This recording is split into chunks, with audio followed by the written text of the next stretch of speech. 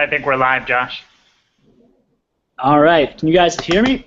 Hello and welcome to the first ever live free lawschooly.com webinar. I'm Joshua Craven. I'm the founder of lawschooly.com, and I ended up getting a 177 on the LSAT.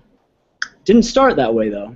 I took my first time diagnostic prep test, and I only got a 152, which wasn't a terrible place to start, but it's certainly where I wanted to be. Hello and sorry, I got a little welcome feedback to there. the first ever live free lawschooly.com.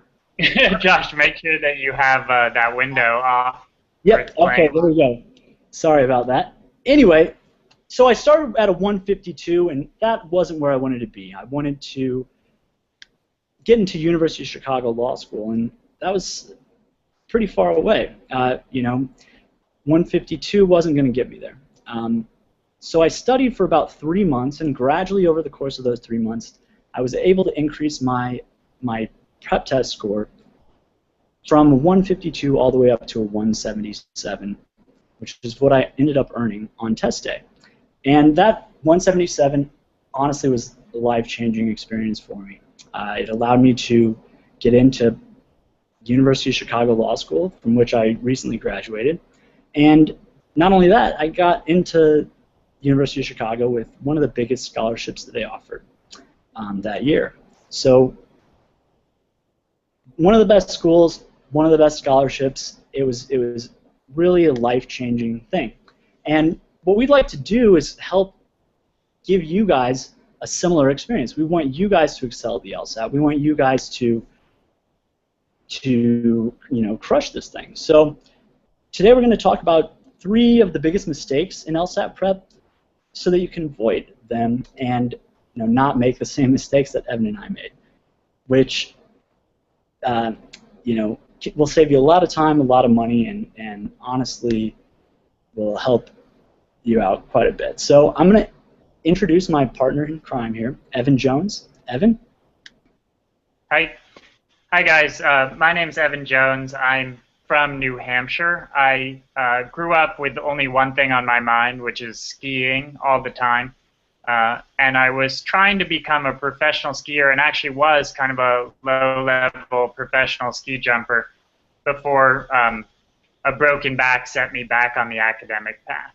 So I then focused more heavily on school than I had, and ended up wanting to go to law school. And coincidentally, I studied for the LSAT at exactly the same time and took the same test as my partner Josh. That was the June 2008 exam. And even though I had a full-time job, I focused harder on this test than I've ever focused on anything in my life. And at the end of 3 months, I was able to confidently walk in there, despite being a very nervous person, and crush this test. So it's really been my goal since I started doing this LSAT prep thing. We've been at it over a year now, and my goal is to help you master it and walk in with that same level of confidence. And back then, there wasn't a lot of good information out there about how to tackle this test. So we were kind of winging it. And our whole goal has been to make sure that you don't have to go through the things that wasted time and money that we had to go through, all the insecurity and lack of confidence from not going in the right direction from the start. So with that in mind, we're going to talk about the 3 things that you want to avoid the most when you're taking the LSAT, when you're studying for the LSAT. These are the biggest 3 prep mistakes that we see all the time.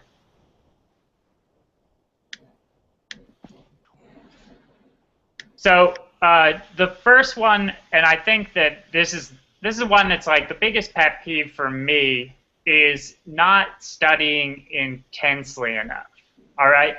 And I think it's the most universal problem with LSAT prep students, and I can't figure out necessarily a lack of understanding about how important this test is, or if students just aren't used to giving something this much effort and attention. But I see it with most prep students that they lag in effort and they go through this prep process somewhat on autopilot. And you have to be intense about LSAT prep. And we'll talk a little bit about what that means. Josh, do you have some general thoughts? Absolutely. You know, I do think this is a common mistake that I see a lot of people making, and I'm sure you see the same thing with the students that you work with. Students tend to think on, you know, on average that the LSAT's something that they can, you know, study maybe a month, 40 hours a week and do well at. Or maybe, you know, 2 months, but they'll do like 10, 15 hours a week, or 3 months, even 3 months, and studying for 10 or 15 hours a week. And I just don't think that you're going to be able to achieve the kind of score that you could if you really dedicate yourself to the LSAT and to preparing for the LSAT. And you know, the thing about the LSAT is it's the single most important factor in law school admissions, right? When you turn in that application, you've got your GPA that you've spent 4 years, maybe more, working towards, and that number, you know, countless hours are involved in you know, getting to that GPA, and that number's not weighed as heavily in the law school admissions process as the LSAT. And I think some people don't necessarily recognize that or put in the time and effort necessary to, you know, to achieve the LSAT score that they should be able to achieve, because they don't consider that factor, you know. When I was studying for the LSAT, personally, I did about 3 months of prep, and that was pretty much full-time. So I'm talking maybe 20 to 40 hours a week. Probably 20 hours a week for the first few weeks, and then gradually increase that to where I think I was, the week or two before the LSAT, I was probably studying 60 hours a week, honestly. And I think there's absolutely no way that I would have gotten a 177 had I not studied that intensely or for that length of time. How about you, Evan? How long did you study? So I did a 3-month plan as well.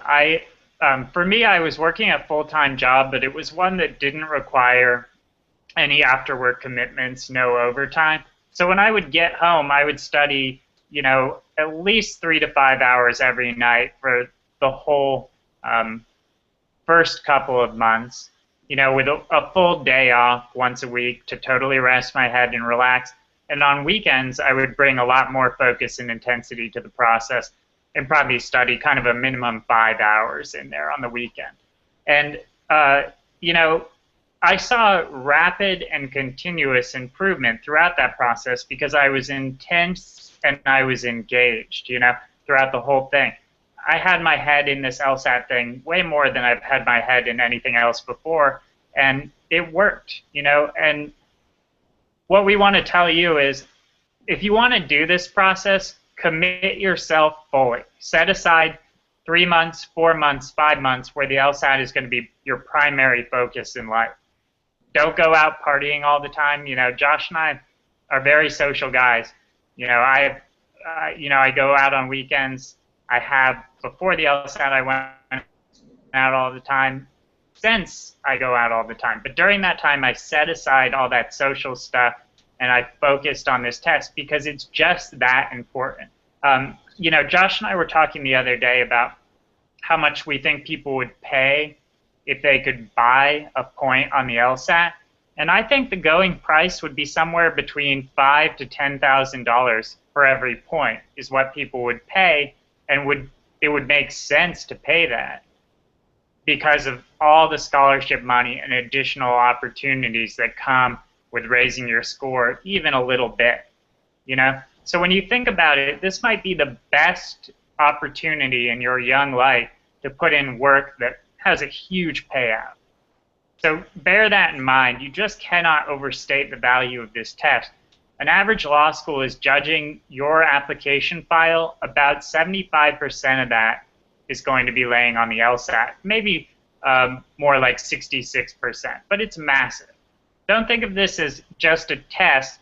Think of it as the admissions test that determines where you get into law school.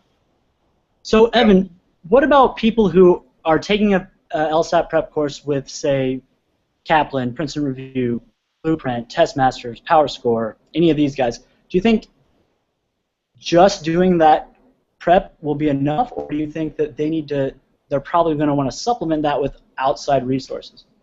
Yeah, so I used to I used to teach a prep course, and I won't say which company I taught for it, but it was one of the better ones, and still one I respect very much.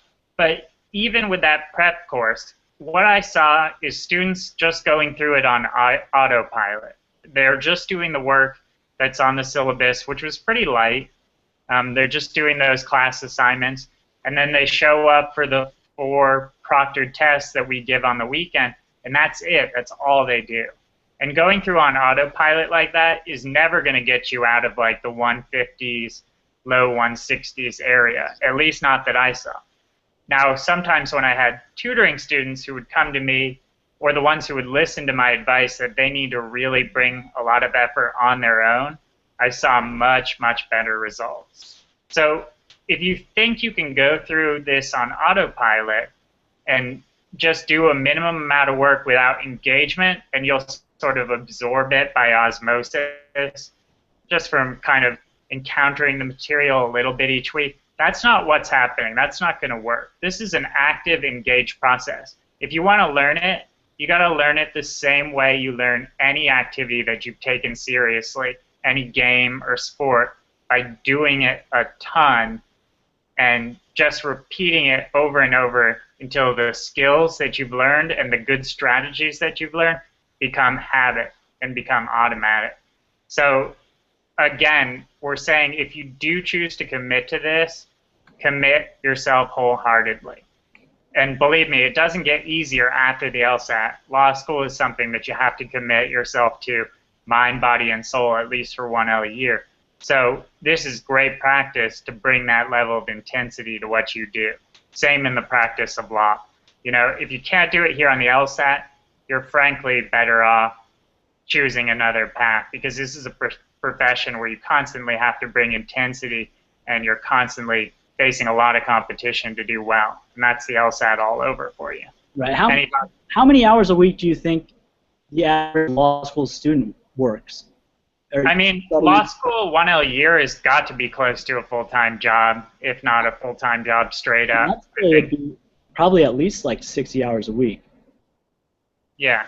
Yeah, I mean, some people I think get away with a little less, but when you factor in all the class time and all the time you spend on your books, it's kind of sun up, you're working, and usually you're still working at sundown, you know? And that's kind of the they're working, what, 90, 100 hours a week some weeks? The guys that are making 160, well, yeah. 200,000.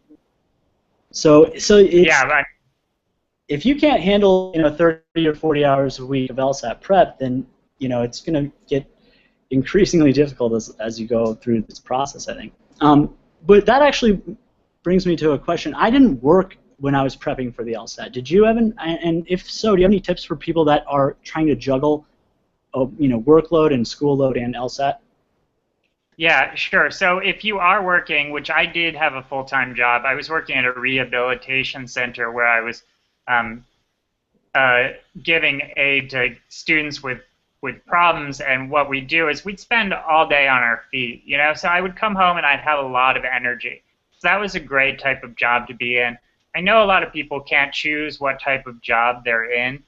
However, what I would say is you need to make sure that you still have some energy when you come home, so however you can arrange that, make sure you do it. Tell your boss, that you can't take on extra commitments for a time. And if that's not possible, you need a lot more than 3 months to do this right. I think 3 months is a minimum that can be done if everything goes just according to plan and you're really able to bring a lot of effort to it. If you can't do that, you need to stretch it over a much longer period, 4 or 5 months. I've seen people who finally succeed on this test after a whole year. and they, after a lot of effort and a lot of analysis, targeting weak spots, intense review of prep tests, they're doing really, really well after a year, because this test is a skill, and like any other skill, it takes a while for your brain to form the connections it needs to do really, really well at it. So I guess that's my point, is if you want to do this LSAT thing, schedule some time in your life where you can bring intense focus for at least a set amount of hours a week so that we can schedule your prep around that. And that gives me my next point, I guess, which is working with a schedule. I think that's all important. Do you want to chime in with that? Yeah, I think if you're studying for the LSAT and you don't schedule out your prep, if you don't set aside time every week for LSAT prep, and B, specify what you're going to do on each day of the week. So on day 1, I'm going to do this reading. On day 2, I'm going to do these drills. On day 3, I'm going to do this reading. On day 4, I'm going to do these drills. Something like that. If you don't, at least at the beginning of each week, sit down and schedule something out for yourself, and then stick to that schedule, I think you're going to have a real hard time, doing as well as you could on the LSAT, because you really do have to kind of plan things out a little bit. You have to study in a logical way. You have to attack the LSAT prep material in a way that you can progress through it and make daily incremental gains in your progress. So to that end, we do offer a few different LSAT sample study schedules, and there are a couple available on our website. Just search in LSAT study schedule. There's a free example of kind of how we scheduled our prep. Evan and I did pretty similar things, and we kind of brought our minds together and said, here's what I think the ideal LSAT prep schedule would sort of look like. We do have a free version on the website, and we also have premium versions that take things a little bit to the next level and give you a little bit more detail on what you should be doing each week. I know that we've had a lot of success. The kids who are working through these schedules, we've got a lot of great feedback, and I think that they've been really successful for some people. So whether you use our free version or our paid versions, I don't care. The main thing that I care about is that you do sit down, take that time, and take that effort to sit down and schedule your prep. We do also have certain books that we recommend, namely the LSAT Trainer, the PowerScore Logic Games Bible, the PowerScore Reading Comprehension Bible, the PowerScore Logical Reasoning Bible, and then LSAT's actually, the real prep tests. So I think you're going to want to get at least probably 50 to 70 LSAT prep tests, depending on how intensely you plan on preparing. I'd at least start out with 50, and then add more later if you need them. But I really want to see everybody at least get the LSAT Trainer, the PowerScore Bibles, and plenty of actual official prep tests that they can drill out. Evan, do you have anything to add to that? Yeah, so no matter what, you're going to need your hands on those prep tests, whether or not you get them through a prep course or you get them on Amazon. And they're certainly the cheapest on Amazon. So if you're looking to save money, that's the way to go. We had a post a couple weeks back about how LSAT prep courses tend to make their money by reselling these tests to you at a much higher price. So if you're looking to study cheaply, probably the best way to do it is by Amazon. And also, I see this idea out there in the world that you have to take a prep course to succeed at this test. I just want to quickly, as the last point in this studying intensely section of our discussion, say that in reality, you can do just as good studying by yourself. As long as you can bring that intensity and stick to a schedule, you can do just as well. In fact, the majority of people at UChicago and at the other top top 5 law schools where I've talked to people, the majority of people there are self-studiers. You're not at any disadvantage these days with the materials that they provide. The trainer is excellent. That's a resource that wasn't around when Josh and I took it. That's really specifically tailored to the needs of self-studiers. And then the PowerScore Bibles, which really kind of revolutionized LSAT test prep. They're still relevant. They've been updated with new additions that are extremely helpful. So, and also, we're here to guide you, and we'll talk about that later. We can provide full support for your prep study, your self-studying efforts, So take advantage of those resources, and you can end up spending a lot less money and do just as well. And I really want to emphasize that I wouldn't say that if it wasn't true. Josh and I, we had our success through self-study, and I'm absolutely positive that if you can bring the effort and bring the intensity, you can do just as well with self-study. So bear that in mind. I think now we should move on to our next biggest mistake, which is a real detail thing that is super important in getting the most out of your use of prep tests. Josh, do you want to kind of introduce that? Yeah, so the first biggest mistake in LSAT prep is not studying enough. The second biggest mistake that we see is people not reviewing their LSAT prep tests or their problems properly. So what that means is after they will take a practice test or after they'll go through some drills, they won't review the problems as well as they should be, or in sort of an effective way. And I'd say personally, and Evan, you can chime in and let me know what you think, but I personally think that reviewing problems and reviewing the drills and reviewing your prep tests is more important than actually sitting down and taking a prep test. I think, especially for somebody who's prepping in the 140s, 150s, 160s. Once you're up in the 170s, review's not as important, I don't think. But if you're in the 150s right now or the 160s or below, reviewing your prep tests is so essential. And the reason is, if you're not able to fully comprehend not only why you got a certain problem wrong, but also why you got other problems right, if you can't really understand exactly why you're making mistakes or exactly why you're having success on certain problems, then you're not going to be able to make improvements. Until you understand where you're going wrong, you're really not going to be able to progress. And I'll let Evan talk a little bit more about his experience there. Yeah, so the key thing is, let's talk about the wrong way first. The wrong way is, imagine you just score a prep test at the end or score a set of problems that you're doing and never look back at it. Well, it sounds like that's maybe crazy to me where I sit now, but actually a lot of people do that. They're just like, oh, I got 20 out of 25 there, I better try harder next time. Well, each LSAT question is a teachable moment because each LSAT question uses a pattern or an idea that's going to repeat itself on a later LSAT question, maybe one that's on the test you ultimately take. So to miss out on the teaching moment that any test provides is depriving yourself of the value of that problem. And there's only a finite number of problems that you can do, right? It's a lot. They publish 70 prep tests. That's a ton.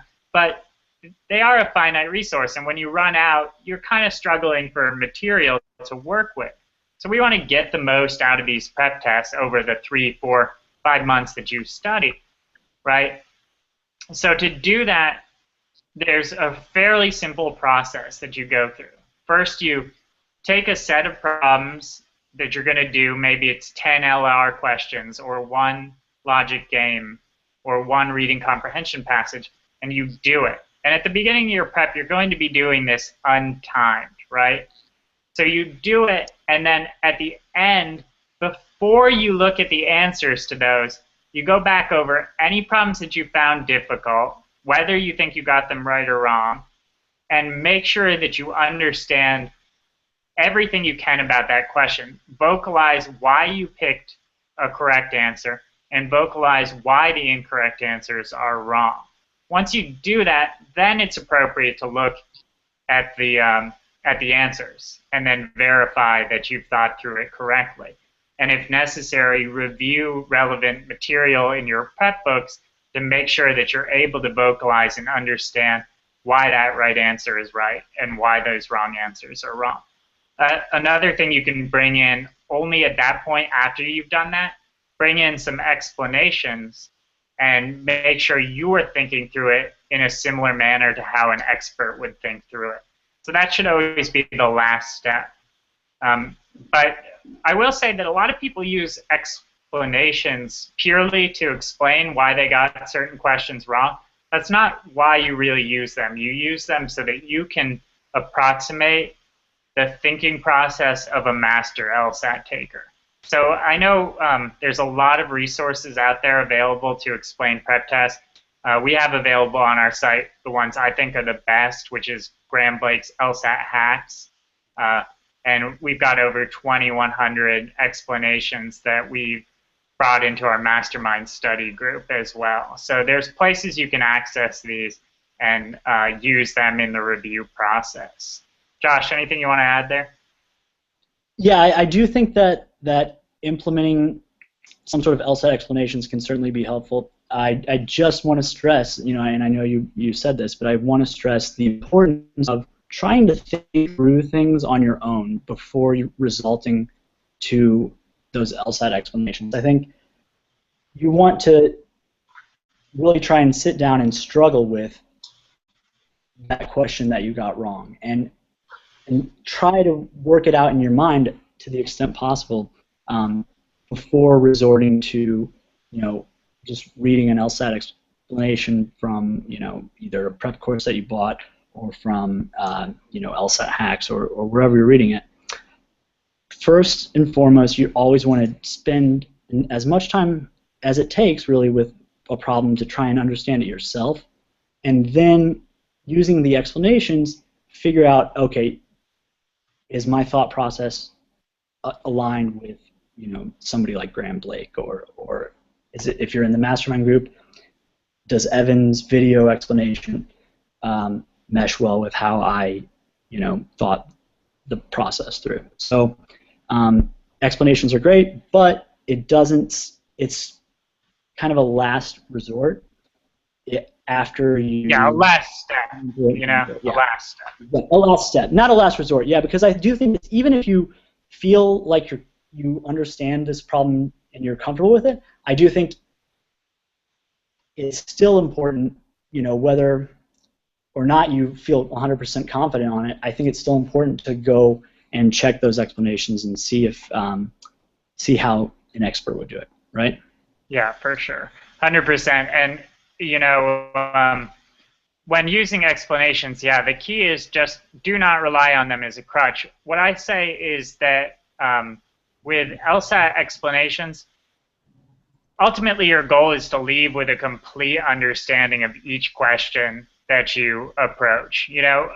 I don't know about you, Josh, but when I did LSAT problems, I always felt a burning need to understand them, and that was kind of like the source of my intensity for studying is I want to understand each and every problem. And, again, I'll call back to pattern recognition.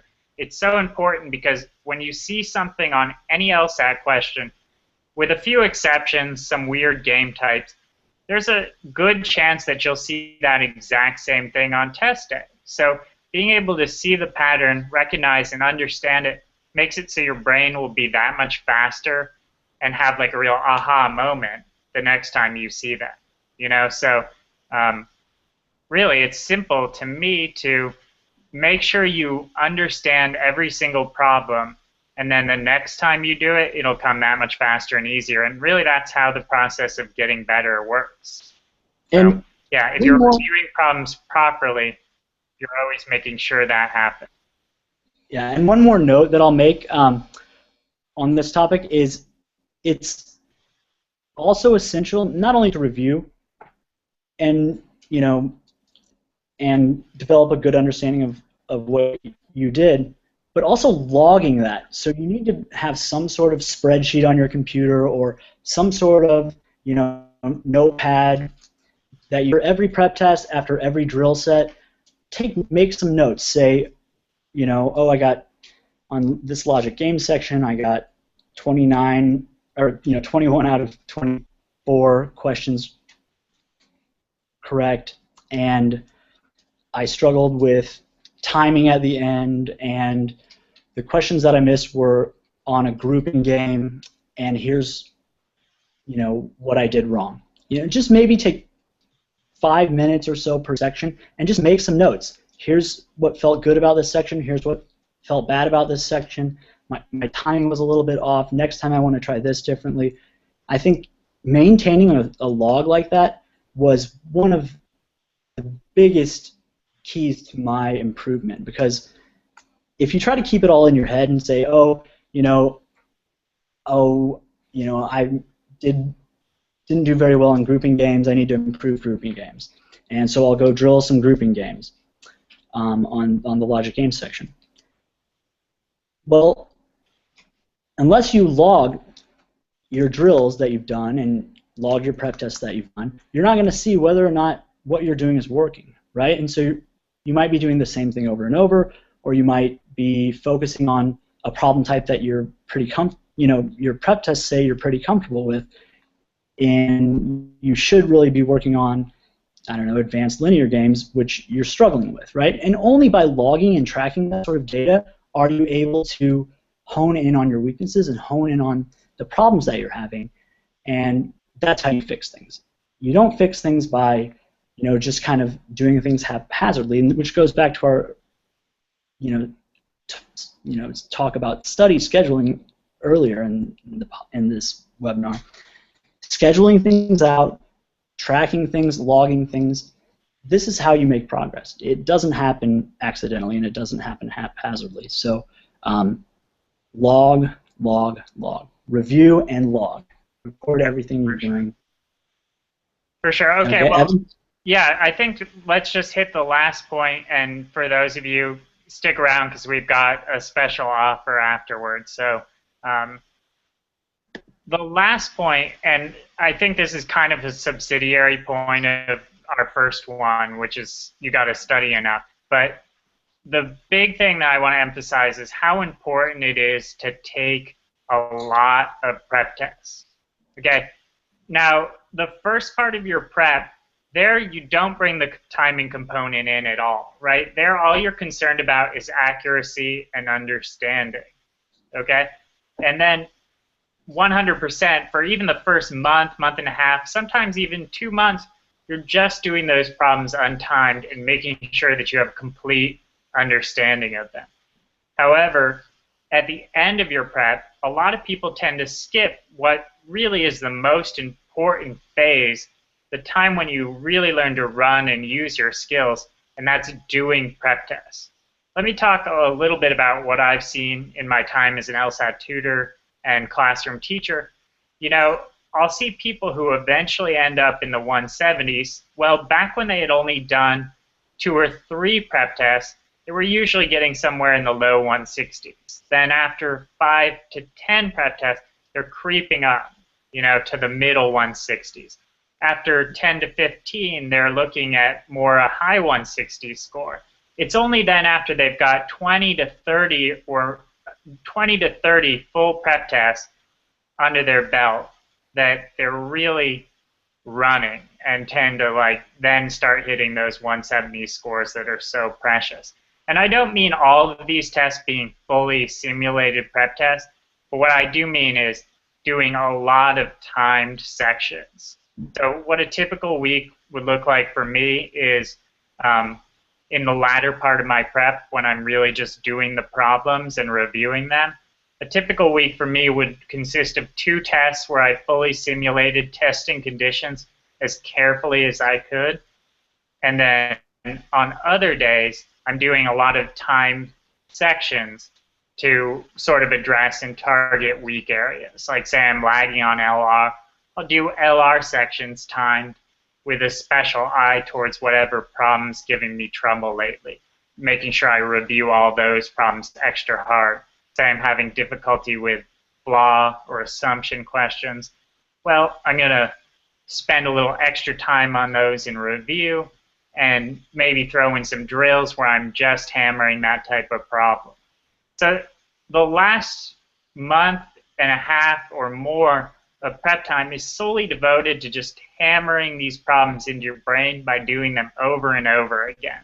And again, that's why you need to bring that intensity, because this is really the key part of your process. And we think it's a necessary condition to doing well, because I've yet to meet anyone who actually did well at this test without going through that key phase of doing a ton of prep tests. And again, our schedules, either the free one or some of the premium schedules, they all bring you through this process of hammering a ton of prep tests. So make sure you do not omit that from your study.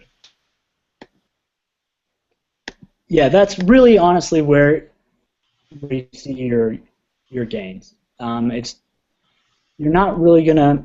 I don't think many people are able to read the LSAT trainer and then all of a sudden understand the LSAT, right? You're going to have a better understanding of sort of the foundational principles by reading things like the LSAT trainer or the Logic Games Bibles, or the Power Score Bibles. You're going to build your foundation of skills through that, but really the work is in the drilling. Is the real work, and where you make your real progress is by taking full prep tests and drilling sections and drilling specific game types. So, how many prep tests did you take, Evan? Did you mention? So it's a little complicated, because if you're talking about full simulated prep tests, I mean, like where I sat down and did 4 or 5 sections in a row, right, the way it's going to happen on test day, perhaps I only did 10 of those or so. But when you're talking about how many prep tests worth of timed material I did, where I was at the very least timing those sections and giving myself the 35 minutes to do it, I probably was doing somewhere close to 30 prep tests of timed material, all told, by the time I hit test day. So yeah, I think I did around 30 sort of full-timed prep tests, and then another. I think we took the June 2008 prep test. That would have been what, 54 or something? Yeah, 54 prep test. 54. So I definitely went through pretty much every problem. Yeah, there's more now, but now there's 72 plus super prep. So there's probably maybe 76 prep tests total. You've got plenty of material to work from, you guys, and take advantage of it. That's one thing that's unique about the LSAT, and in comparison to almost every other standardized exam, is that the LSAT releases almost every prep test, or every actual test that they administer. So take advantage of that, because the LSAT hasn't changed that much over the last 20 years or so. And yes, there are a few shifts here or there, but even taking prep tests and sections and questions out of prep tests from 1992, it's going to be helpful. I can't emphasize enough how important it is, and especially in the last month or 4 to 6 weeks of your prep, taking full-timed prep tests. So what I did during the last 4 to 6 weeks, I'd wake up, take a full-timed prep test, probably 5 days a week. After taking that timed prep test, I'd sit down, I'd review, then I'd write it in my log to track it, and then I'd really hone in on one particular weakness of that appeared in that exam. So say it was a particular type of logic game. Say it was grouping games that I was having difficulty with. Then I'd go and pull out, 5 to 10 grouping games from other LSAT prep tests, and then I drill those. So I take the game, I time it, write down my time, write down my score, write down some, general thoughts that I had. Oh, I messed up the diagram. I need to work on my diagram skills for grouping games.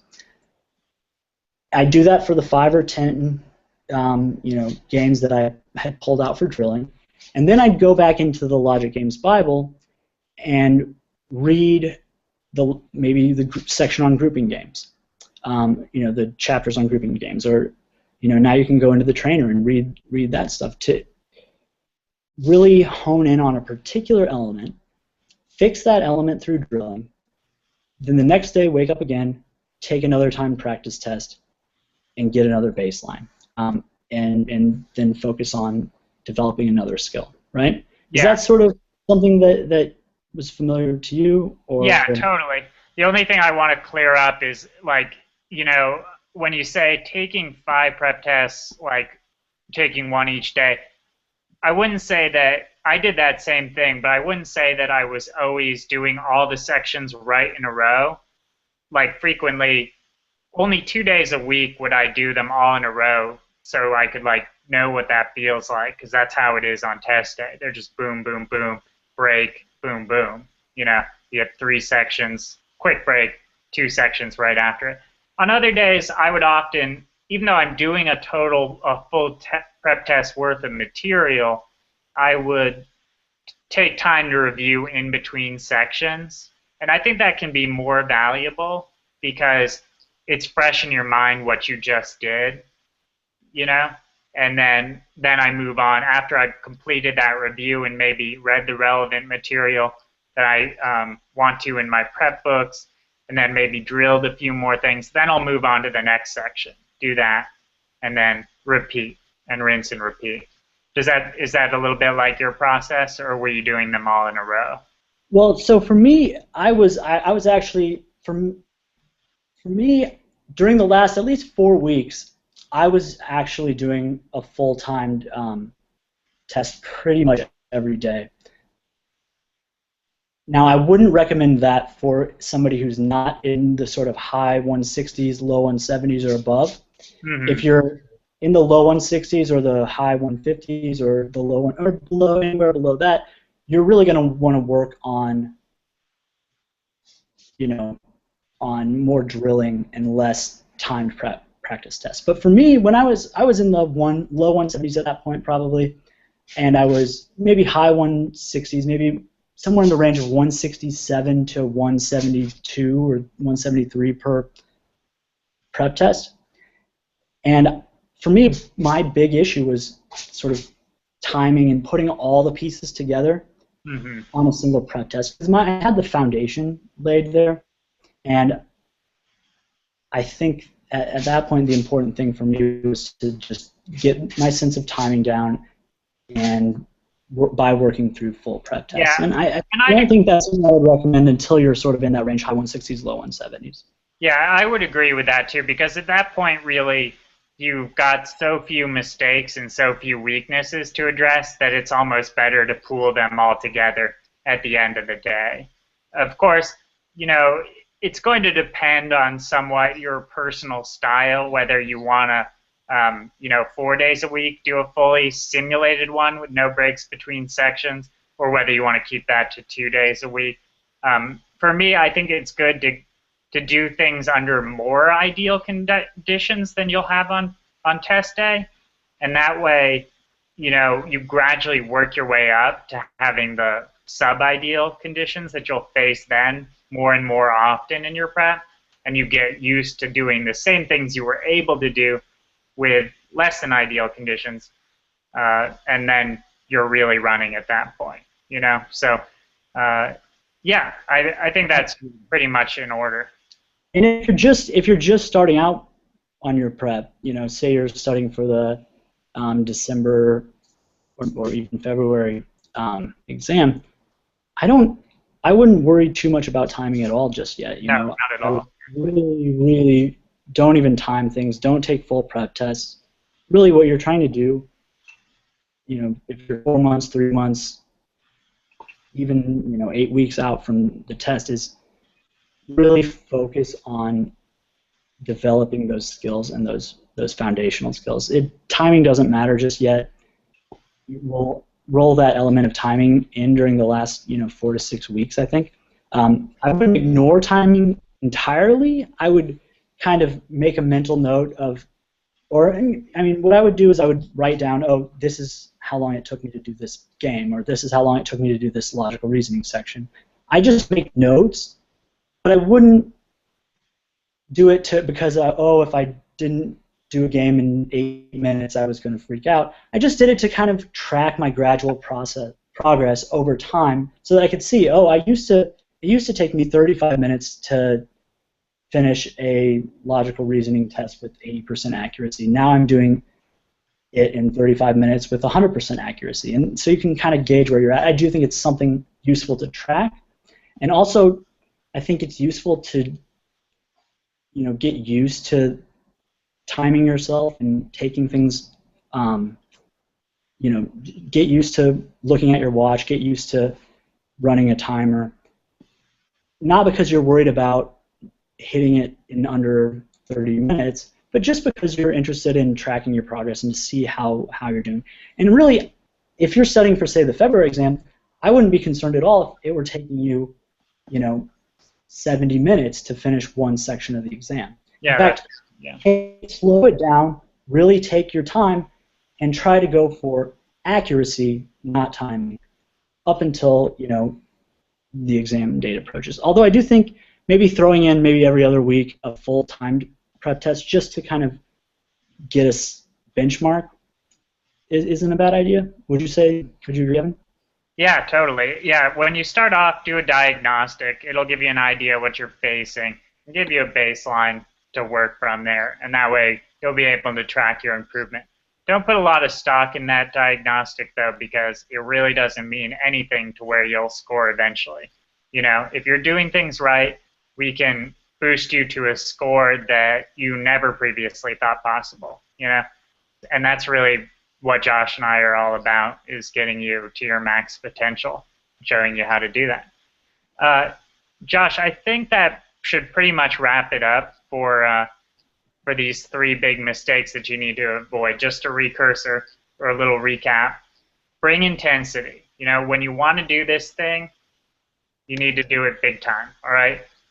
Thing 2, make sure you review problems, okay? Each problem is a teachable moment, an opportunity to learn a pattern that's going to occur on another prep test. Okay, so get the most out of each one by making sure you fully understand it. If you don't, after putting in a lot of effort, go to an explanation. If you're in the Mastermind study group, make sure you ask me about the problem, and I'll be happy to provide an explanation for you. And then lastly, make sure you're doing a ton of prep tests at the end of your prep. This is the thing that we see that correlates with high scoring. Everyone who's ever scored high on this test puts in the effort to go through a ton of time material. So make sure you're doing that. And for self-studiers out there, we wanted to extend a special offer tonight because Josh and I have sort of discovered of like, oh, hi Ellie. Sorry, that's not bad. So Josh and I lately, we've started, if you're not aware of it, our Mastermind study group, which is a way to give full support to people who are self-studying and have basically what you would get from a tutor available at a much, much lower price. You come into the study group and you have private forums, premium lessons, and the opportunity to ask Josh and I anything at all about LSAT prep or later law school admissions. So once you're in there for life. And Josh, I think you had something in mind for tonight for viewers of the webinar. Yeah, so Evan, we talked about, now that we've got the LSAT hacks, all the explanations available. We've licensed over 2,100 LSAT explanations from Graham Blake. The cost is to buy those on Amazon is $139. We have to pay licensing fees. So we're actually going to have to increase the price of the LSAT Mastermind group from $149 where it is today to $179. And one of the reasons we wanted to do this webinar tonight was to give everybody an opportunity to get in at the $149 price. And actually, Evan, I know we didn't talk about this. I'm going to drop that price. What do you think? Let's drop that price until midnight tonight. Let's drop that to $129. How's that sound? Yeah, that sounds fine with me. So I'll drop the price to $129 until midnight tonight. And how about we do this too? If you buy your membership by midnight tonight, Central Standard Time, not only will you get the $129 price, I'll send you a free copy of the LSAT Trainer to get you started. So, free copy of the LSAT Trainer, $129 price. Tomorrow, you're not going to get the free copy of the LSAT Trainer, and we're bumping that up to $179. A lifetime membership, access to webinars just like these every week with Evan and I. Only you get an opportunity to actually ask questions. Once a week we have office hours, and I'll be joining Evan in the office hours once a week from this point forward. We've also got tons of video content, tons of lessons. Evan, have you done a count on how many lessons we have in there? It's going to be around the 30, 40 range at this point. 30, yeah, it's all premium stuff that's available just to group members. So, you know, from now on. It comes with all of our study schedules. And really, it's designed to help people through those study schedules in a way that makes the most sense for them. It's just a ton of supplementary material and a ton of guidance. And you know, honestly, Evan, how many hours a week are you putting in on developing content for this? I know I'm putting in at least 20 hours a week. Yeah, I mean, I'm full time at this point. Yeah. So from here on out, you know, Josh and I have turned our attention fully to LSAT prep. So we're developing a ton of stuff every day, and I know that you're really going to be happy once you're in there because so far the people in the group have loved it. So we invite you to join, and I'd really love to have you and work with you in a very similar way to how I worked with any of my tutoring students at a price of $100+ an hour. You know, for the price of basically 1 hour of prep, you can have full access to me and Josh anytime you need throughout your entire prep process. So I'd really love to have you in there and join up. We'll very commonly spend 5, 6, 7 hours working with any given student in the Mastermind group if they're asking questions on the forums and coming into our live Q&A webinars. You know, any given student could easily get 7, 8 hours worth of time for a very low price. It's actually kind of crazy how cheap we're doing this, Evan. I don't know how long we're going to be able to keep it like that. But right now, at least the thing is that when we answer your question, everybody gets to see it. So there's a lot of value to that. Right. So you can, exactly. We're answering these questions for everybody in the Mastermind group to see, and everybody gains a little bit of something. You know, because usually if one person has the question, 5, 10 other people have the same question. So I'm gonna right now. I know right now the price is still $149. I'm gonna drop that to $129 right now, and we'll throw in the LSAT trainer. So go ahead and visit lawschoolie.com/LSAT-mastermind, or you can just type in lawschoolie.com/LSAT-mastermind, and that'll take you to a page with a little bit more information. Midnight tonight's the deadline, so I hope to see you guys sign up. And email me, joshua.craven@lawschoolie.com, or evan.jones@lawschoolie.com if you have any questions in the meantime. So hope this has been helpful. You know, this is our first kind of attempt at this, so hopefully everybody's gotten something out of it. We really enjoyed it. Maybe next time we'll try and come up with a way to make it a little bit more interactive. But you know, I really hope you guys enjoyed it. Thank you so much for reading. Thank you so much for subscribing to our email list, to our Twitter feed, to our Facebook. Evan and I are putting in a ton of time and love and effort into lawschooly.com and making it everything that it is. So whether or not you're a customer that's bought a study schedule or a mastermind group, or if you're just a reader, we really appreciate you guys, every single one of you. From the bottom of our hearts, I can't tell you enough how much it means to us to be able to wake up every day and do this stuff for you guys. So thank you, thank you, thank you. Evan, any final tips? Yeah, I mean, I've really, really loved the opportunity to work more closely with people. It's been great getting to know each person's issues and what they're working with, rather than just having the blog. And so really come in and join us. This level of personal attention wasn't possible, back when Josh and I were doing this.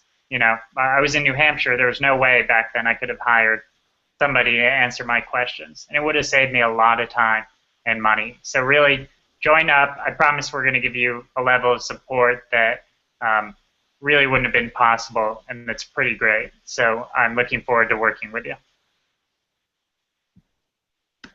All right, so thank you, everybody. Signing off now. It's been a fun experience. Sorry for any technical blips or glitches. Please shoot us an email and let us know how you thought things went, and let us know what we can do better next time. It's comments that from guys like you, girls like you, that help us improve and help us get better. So please, if you have any feedback, shoot us an email. All right? Sayonara. See you later, guys. Bye. Bye.